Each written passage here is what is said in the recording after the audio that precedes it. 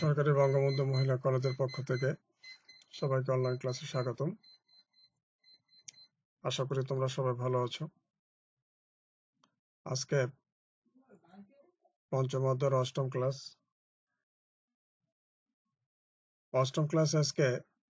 আজকে প্রোগ্রামিং আজকের পাঠ হলো 1 + 2 + 3 + ... n ধারার যোগফল নির্ণয়ের অ্যালগরিদম, ফ্লোচার্ট ও প্রোগ্রাম। আমরা একটা সিরিজ যোগ করব 1 + 2 + 3 এইভাবে ... n পর্যন্ত, n সংখ্যক পর্যন্ত। n সংখ্যক বলতে বোঝাবে এটা যে n এর মান যে যাই দিবে তত পর্যন্ত যোগ হবে। সাপোজ কেউ n এর মান 50 দিল, তাহলে 1 থেকে 50 পর্যন্ত যোগফল। কেউ n এর মান 100 দিল, তাহলে 1 থেকে 100 পর্যন্ত যোগফল, ধারাবাহিকভাবে যোগফল। এই যোগফল নির্ণয়ের অ্যালগরিদম, ফ্লোচার্ট, প্রোগ্রাম তিনটাই আমরা একসাথে করব। চলো তাহলে সামনে আমরা দেখি।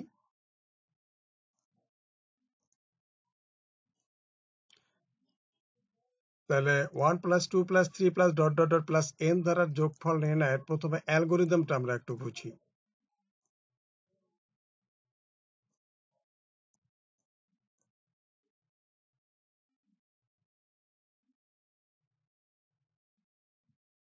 প্রথমে ধাপ 1 প্রোগ্রাম শুরু করো। এটা আগে অ্যালগরিদম আমরা শিখেছি, তাতে এভাবে আমাদের লিখতে হয়। ধাপ 2 n এর মান গ্রহণ করো। মনে করো আমরা তো আসলে প্রোগ্রাম শুরু করতে বললাম, এখন প্রোগ্রাম শুরু করলে কম্পিউটারকে তো n এর মানটা দিতে হবে, তাই না? আমরা যোগ করবো কি 1 + 2 + 3 + ... n। n এর মান না দিলে কম্পিউটার বুঝবে কেমনে যে কত পর্যন্ত সে যোগ করবে? তা আমাকে কম্পিউটার n এর মান দিতে হবে, এটা হলো ইনপুট। নেক্সট ধাপ 3, মনে করি যোগফলের জন্য ভেরিয়েবল s = 0 এবং 1 2 3 ... n সংখ্যক সংখ্যা নির্দিষ্ট করণের জন্য ভেরিয়েবল c ব্যবহৃত হয়েছে। এটা একটু বোঝো। মনে করি যোগফলের জন্য ভেরিয়েবল, যোগফল তোমরা তো জানো, এর আগে আমরা কি বলে অ্যালগরিদম লিখেছি, প্রোগ্রাম লিখেছি, সেখানে আমাদের ভেরিয়েবল লিখতে হয়। অর্থাৎ এস কি হবে তা লিখতে হবে, আর এন তো ভেরিয়েবল একটা থেকেই গেল যেটার মান আমরা বসাবো। আর যোগফলের জন্য আমরা দেবো কি s = 0, এটা হলো যোগফলের ভেরিয়েবল। আর 1 2 3 n সংখ্যক এই সংখ্যাগুলোর জন্য দেব সি। অর্থাৎ 1 এর ভেরিয়েবল সি, 2 এর ভেরিয়েবল সি, 3 এর ভেরিয়েবল সি। অর্থাৎ প্রত্যেকটা সংখ্যার ভেরিয়েবল হলো সি, আর যোগফলের ভেরিয়েবল হলো s = 0।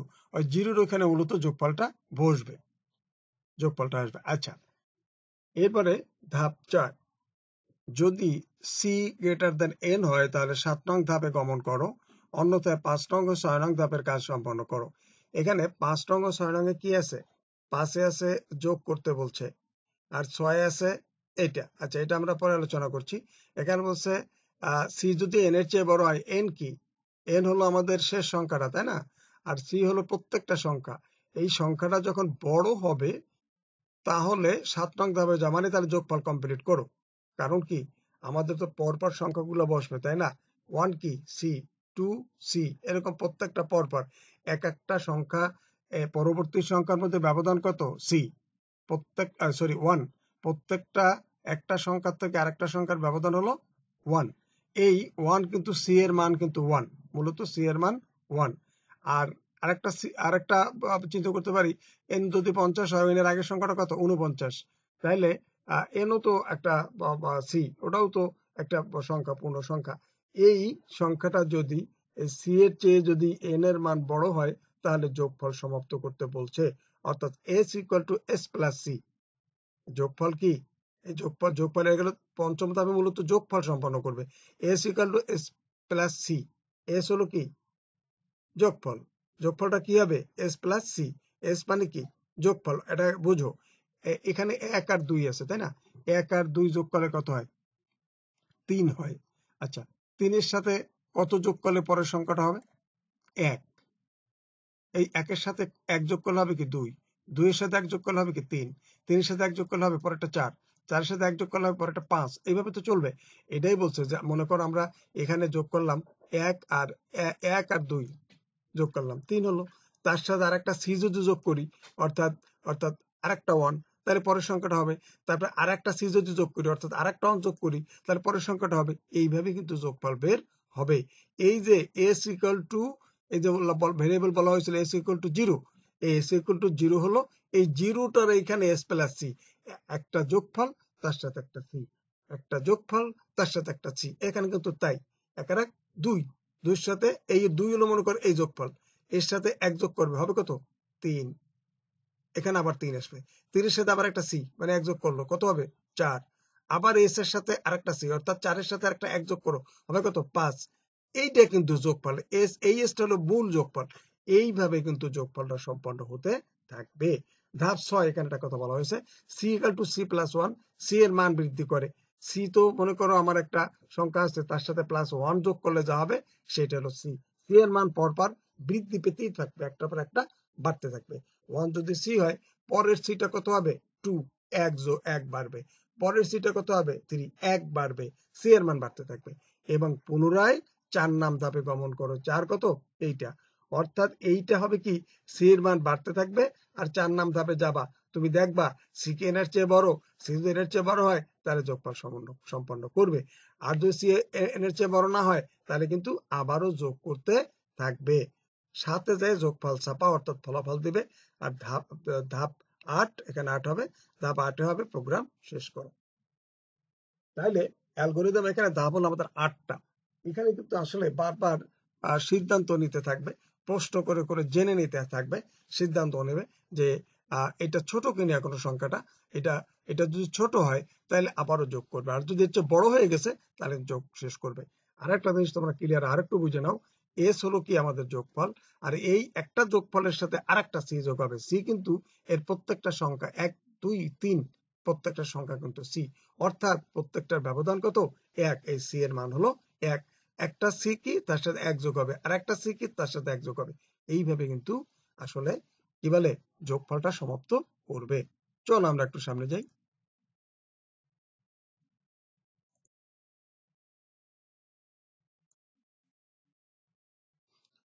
আমরা ফ্লো চার্টটা দেখি, অর্থাৎ 1 plus 2 plus 3 dot dot dot plus N দ্বারা যোগফল নির্ণয়ের ফ্লো চার্ট। এতক্ষণ আমরা অ্যালগোরিদমে যা বলেছি ঠিক ফ্লো চার্টে কিন্তু তাই দেয়া আছে। দেখো এই শুরু, তারপরে এন এর মান গ্রহণের ইনপুট, এই ইনপুটের চিহ্ন আর আউটপুটের চিহ্ন কিন্তু একই রকম, তাই না? একই রকম, শুরু আর শেষ কিন্তু একই রকম। যাই হোক, তো ইনপুট কি হলো এন, এন এর মান দেওয়া হলো। এখন ধরি S equal to 0, C equal to 1, যা অ্যালগোরিদমের মধ্যে বলা হয়েছে। এস ইকুয়াল টু 0 মানে ভেরিয়েবল, অর্থাৎ যোগফলের ভেরিয়েবল এইটা, আর সি ইকুয়াল টু 1 প্রত্যেকটা সি সমান সমান 1, প্রত্যেকটা সি সমান সমান 1। আচ্ছা, ধরি S equal to S plus C, C equal to 1। আবারও দেখো এক যোগফল কি হবে এস এর সাথে সি যোগ হবে, অর্থাৎ একটা যোগফলের সাথে আরেকটা সি যোগ, আর সি মানে কি 1, অর্থাৎ প্রত্যেকটা যোগফলের সাথে 1 যোগ হবে, এটা বুঝতে হবে। একের সাথে 1 যোগ করলে 2 হবে, আবার 2, এইটা 2 মনে করে এই এসটা 2, এই 2 এর সাথে আবার 1 যোগ করলে 3 হবে। এইভাবে কিন্তু তোমার এই যোগফলটা আস্তে আস্তে সমাপ্ত হবে। ধরি C equal to C plus 1, আবারও সি ইকুয়াল টু 1, অর্থাৎ প্রত্যেকটা সি ইকুয়াল টু 1, আবার সি এর সাথে 1 যোগ করে আরেকটা সি তৈরি হবে। প্রত্যেকটা সংখ্যায় সি, 1 একটা সি, 2 একটা সি, 3 একটা সি, কিন্তু আবার প্রত্যেকটা সি এর সাথে 1 যোগ করে পরের সিটা তৈরি হবে। C greater than 1, C K এর চেয়ে বড়। যদি ইয়েস নো হয়, যদি বলো যে না বড় না, তাহলে আবার এইখানে যাবে, এইখানে আবার যোগ করতে যাবে, এইখানে যাবে। আর যদি বলে যে না বড় হয়েছে, তাহলে এখানে সরাসরি যোগফল এস চাপাতে হবে, চাপাতে আসবে। এখানে ইয়েস আর নো হবে, এখানে একটা নো হবে, এখানে ইয়েস হবে। যদি ইয়েস হয় তাহলে যোগফল চাপাবে, আর নো হলে আবার যোগ করতে যাবে। তো আমার লিখতে গিয়ে এটা বাদ পড়ে গেছে, এখানে নো হবে, এখানে ইয়েস হবে।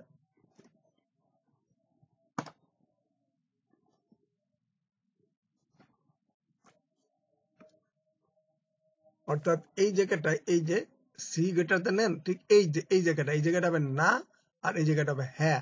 যদি না হয় তাহলে আবার যোগ করতে যাবে, আর যদি হ্যাঁ হয় তাহলে সরাসরি যোগফল চাপিয়ে দেবে। ব্যাপারটা বুঝে আসছে? এখানে কিন্তু আবারও বলি, এখানে না হবে আর এখানে হ্যাঁ হবে।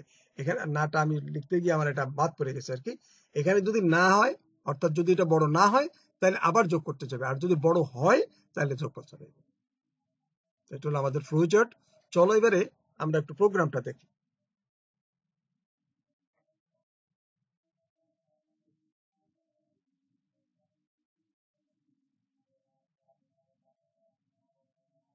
1 plus 2 plus 3 plus dot dot dot plus n দ্বারা যোগফল নির্ণয়ের প্রোগ্রাম রচনা।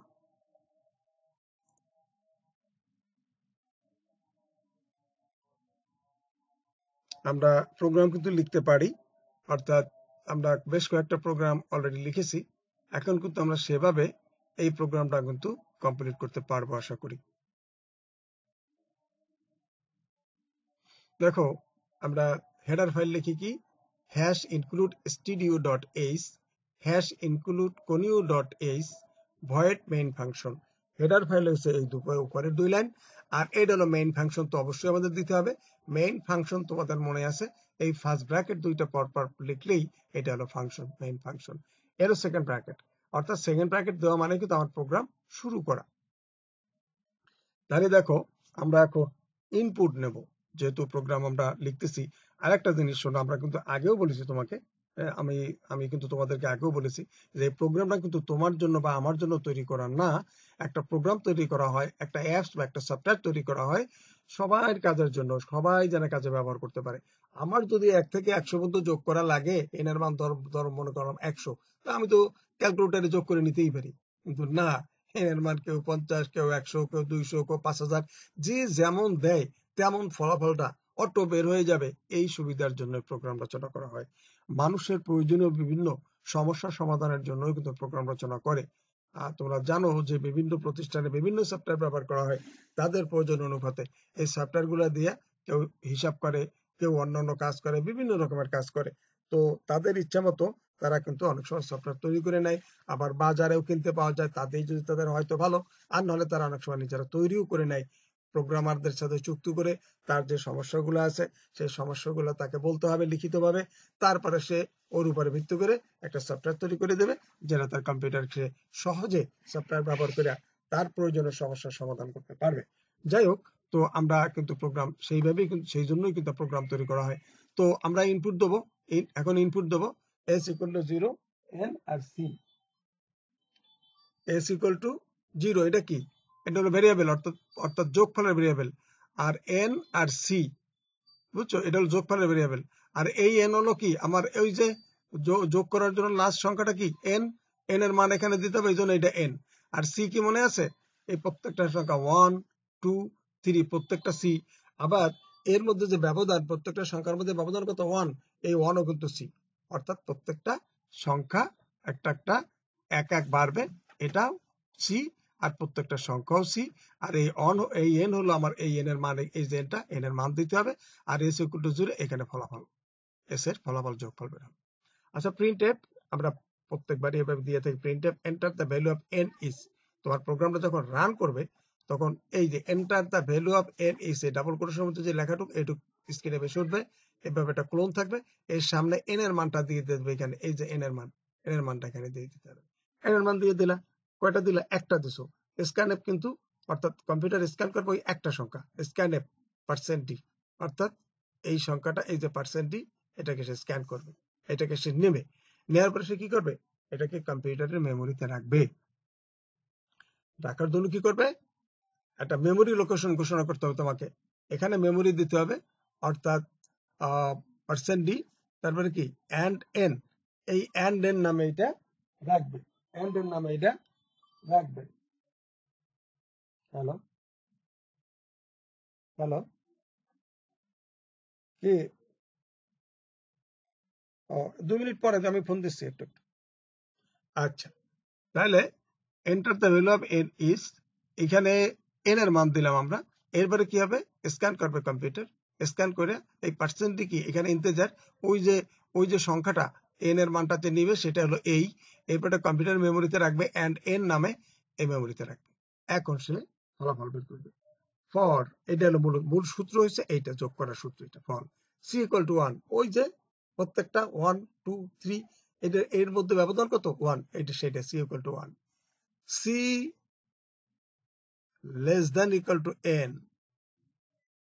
c n এর সমান বা কম থাকলে c প্লাস প্লাস। এই প্লাস প্লাস মানে কি জানো, এক এক যোগ হবে। এখানে c প্লাস 1 লিখলেও কোনো সমস্যা নেই, c প্লাস 1ও লিখতে পারি বা c প্লাস প্লাসও লিখতে পারি। তাহলে c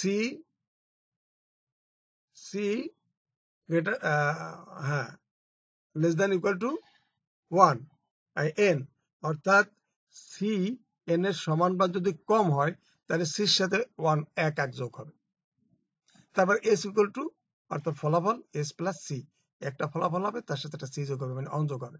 আবারও তোকে এখানে কি লিখতে হবে, আমার প্রথম সংখ্যাটা কি ওয়ান না, প্রত্যেকটা সির ব্যবধান কত ওয়ান, লিখতে হবে সি ইকুয়াল টু ওয়ান, তারপরে ক্লোন দিয়ে C less than equal to N, এটা লিখতে হবে। অর্থাৎ এন এর সমান বা সি যদি এন এর সমান বা কম হয়, যতক্ষণ এরকম থাকবে ততক্ষণ সির সাথে ওয়ান যোগ হবে, প্রত্যেকটা সি এর সাথে একটা ওয়ান যোগ হবে, প্রত্যেকটা টু একটা সি ওয়ান যোগ হবে, 3 হবে, 3 একটা সি ওয়ান যোগ হবে, 4 হবে। এইরকম চলতেই থাকবে যতক্ষণ পর্যন্ত এইটা এর সমান বা এটা সিটা এন এর সমান বা কম থাকবে, ততক্ষণ এরকম এক যোগ হতে থাকবে।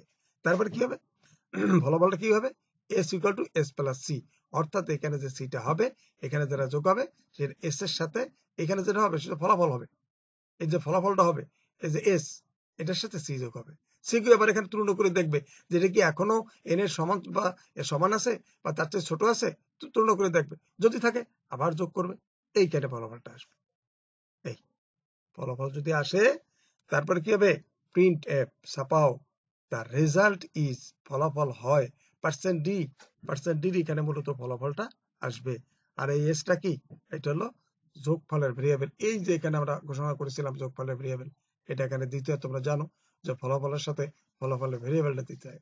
Print F the result is percent D S, তারপরে এইখানে ফলাফলটা আসবে, তারপরে gate CS function second bracket close, এখান থেকে শেষ করে দিতে হবে গেট সিএস ফাংশন দিয়ে, তারপর সেকেন্ড ব্র্যাকেট দিয়ে শেষ করতে হবে।